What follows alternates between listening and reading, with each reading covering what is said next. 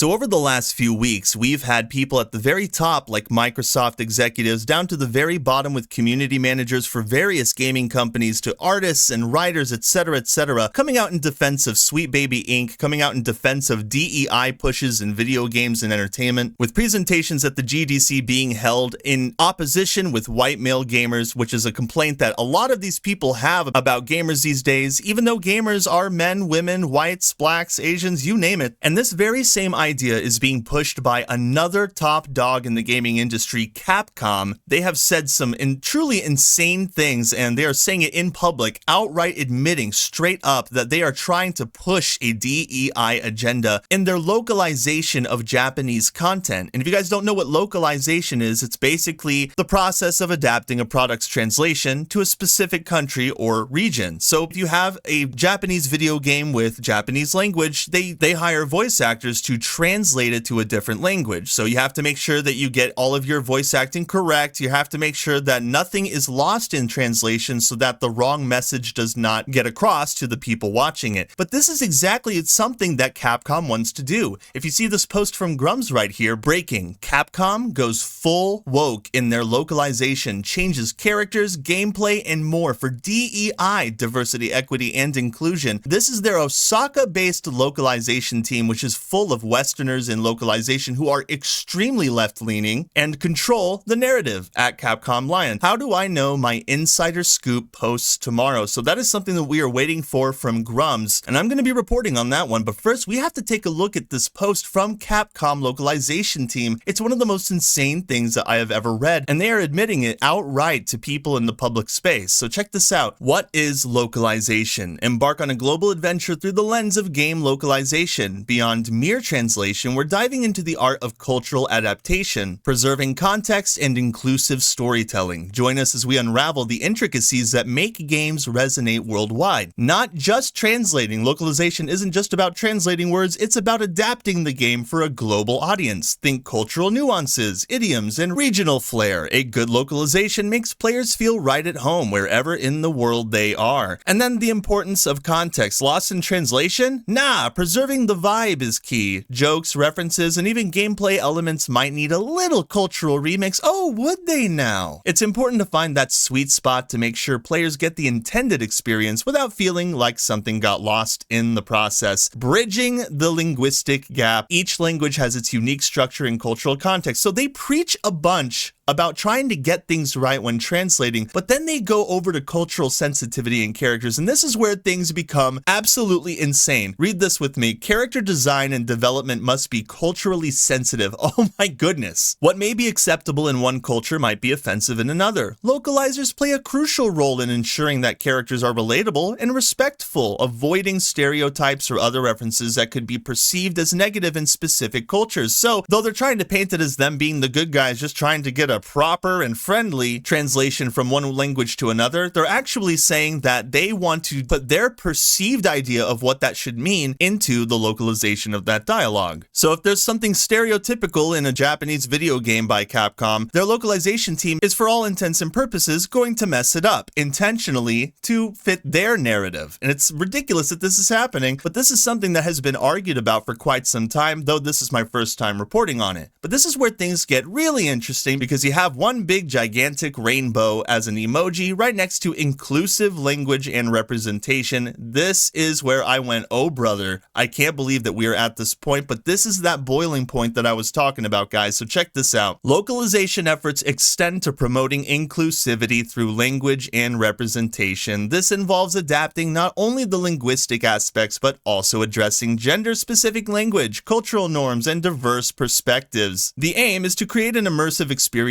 where players from different backgrounds can identify with the characters and narratives. This can be very challenging for certain languages due to grammar, so yes, they have to go in with their American voice actors, take American societal ideologies that nobody wants or cares about, and then project it and imprint it onto Japanese art and culture so that their agenda can be preached across the globe. Adapting humor and wit. Humor often relies on cultural references and wordplay, making it a challenging aspect of game localization. Translators must carefully carefully navigate puns, jokes, and cultural references to maintain the intended comedic effect. This requires a deep understanding of the target audience's sense of humor while staying true to the original wit. Yes, and adjusting the wit means that you're taking one aspect of the show and you're making it woke or pushing some kind of anti-male message or anti-capitalist message into dialogue for a character that probably didn't even say that originally. And this is the kind of thing that they're trying to push in video games and entertainment. They're trying to push DEI in whatever form that it can possibly take. And in this case, it's language. They're taking the language of different countries and they are changing it, changing the art, changing the fundamental message of those very lines to fit a narrative that is befitting of American culture and pushing our progressive society forward. This is wrong on so many levels. It really is. When you're taking one thing and then you're changing it to fit your own narrative, I mean, that's a lie. It's basically lying to the audience. You're basically telling them that this is exactly what the Japanese to American translation is. And many people who watch these shows don't even know that this is happening, that they're mistranslating things intentionally. This is something that they are doing on purpose. They're cheering it on in this post. And the reception is extremely negative, with people asking, how about you translate the games and leave everything else alone from Master of the DDS? Or Savvy, why do you think other people can't handle different cultures or go look up nuanced words, phrases, customs, and foods? Why do you think others can't handle something different? And that's an argument that I agree with. Why is it that you are the ones who have to decide what kind of language is translated from Japanese to English, for example? Why is that for you to decide? This is their language, their art, this is their vision, so why aren't you just translating it word for word? And while we're on the subject, why is it that you're taking a bunch of diversity, equity, and inclusion dialogue and injecting it into dialogue that doesn't even include it originally? That is so messed up. Umbrella Guy said, how the F do you bungle translating games this badly?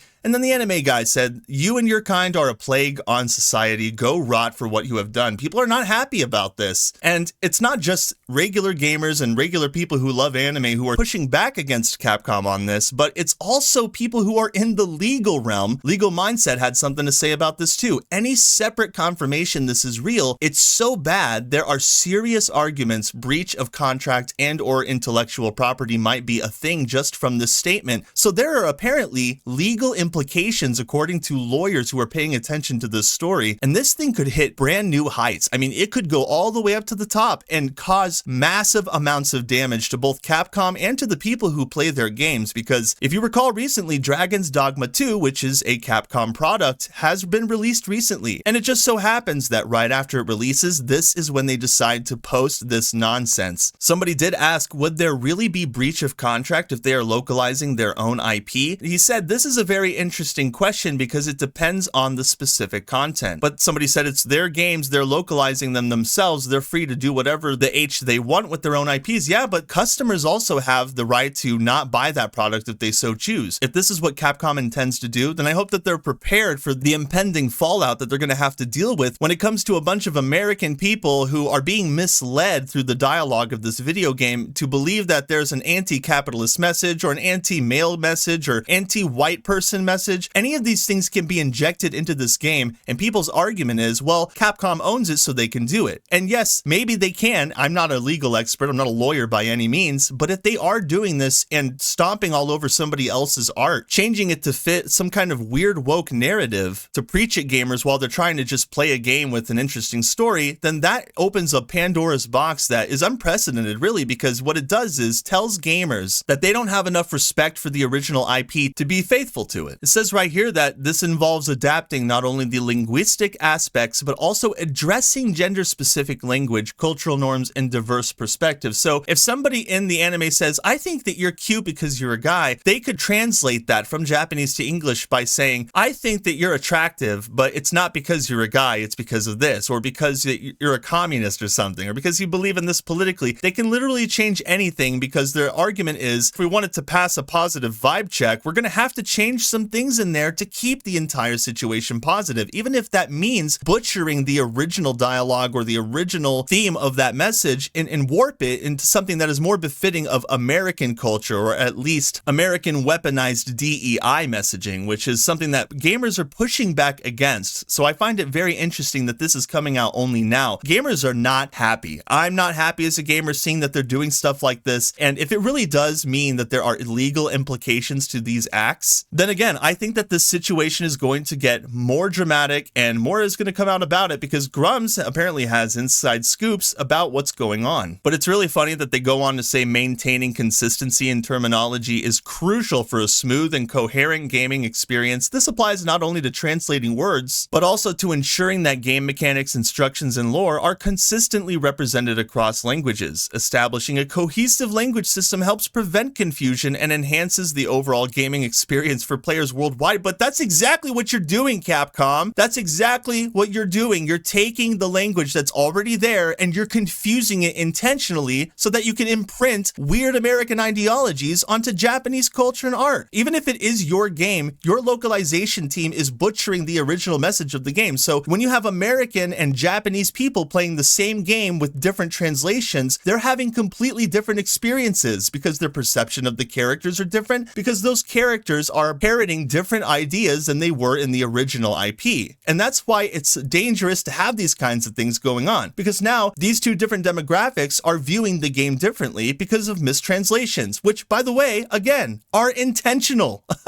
I mean, this is intentional, and it is so wrong. And just to break this down a little bit further, it says the lens of game localization beyond mere translation, we're diving into the art of cultural adaptation. So they're saying that this weird thing they do where they mistranslate it intentionally to push a DEI message, it's called diving into the art of cultural adaptation. Preserving context, yeah, right. What kind of context are you preserving when you're transforming the context outright? And inclusive storytelling. So yes, Japanese video games telling inclusive stories. I mean, this is just ridiculous, dude. Check out one of these other photos. Even gameplay elements might need a little cultural remix. What does that even mean? Why do you need to change gameplay elements culturally? How does that even make any sense? Let's check out another one. Character design and development must be culturally sensitive. Oh, I'm pretty sure I know what that means. You probably know what it means too. Make the characters ugly. Take their proportions away. Make them look more masculine or more androgynous so that they fit a DEI narrative. What about addressing gender-specific language, cultural norms, and diverse perspectives? It's just the same thing over and over. This is the kind of thing that Microsoft pushes. This is the kind of thing that Sweet Baby Inc. pushes. These people are all pushing the exact same idea. And I'm pretty sure a lot of this has to do with Bridge, which is something I'm going to deep dive into later on. But right now we have Capcom coming out admitting the truth, that they intend to change the perspective of the video game from the inside, take the characters themselves and fundamentally change them. Not just them, but the character designs. You have to make them more ugly. You got to take away their proportions, make them look like they're just androgynous, bland, uninteresting characters like Microsoft has been telling people to do, and just treat the entire video game like it's your personal art project where you can take all of your personal ideas and project them onto a video game that has nothing to do with what you personally believe. And this is what is so damaging to video games and why Capcom is about to lose a bunch of money, or at least lose a lot of customers, because people just bought Dragon's Dogma 2 and not everybody was pleased with it when it initially launched. But now that it's getting better, people are trying to have a little bit of faith restored in Capcom after that kerfuffle that everybody went through. But now that they're saying things like this